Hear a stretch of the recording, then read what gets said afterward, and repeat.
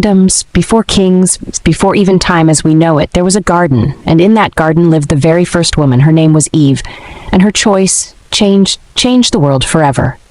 In the beginning, the world was perfect. Rivers flowed, trees swayed in the wind, and every creature lived in harmony. But in all that beauty, one thing was missing. Man was alone. So from Adam's side, God created her, the first woman.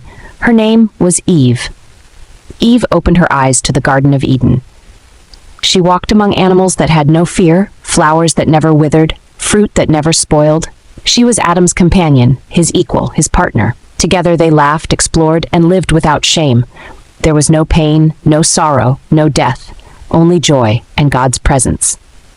But the garden also held a secret. In its center stood the tree of the knowledge of good and evil.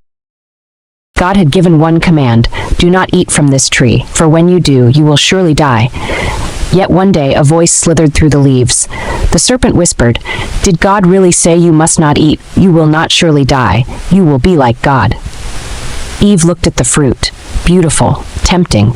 Her heart raced, her mind wavered, and then she took a bite.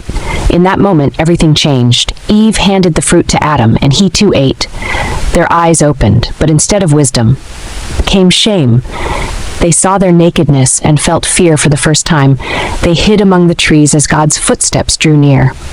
God called out, "Where are you?" With trembling voices, Adam and Eve confessed. Because of their choice, paradise was lost. They were sent out of the garden. The ground would be hard, pain would be real, life would be fragile. But even in judgment, there was mercy. God clothed them. Eve was the first woman, the mother of all living. Her story is one of beginnings of choice, of loss, and of hope.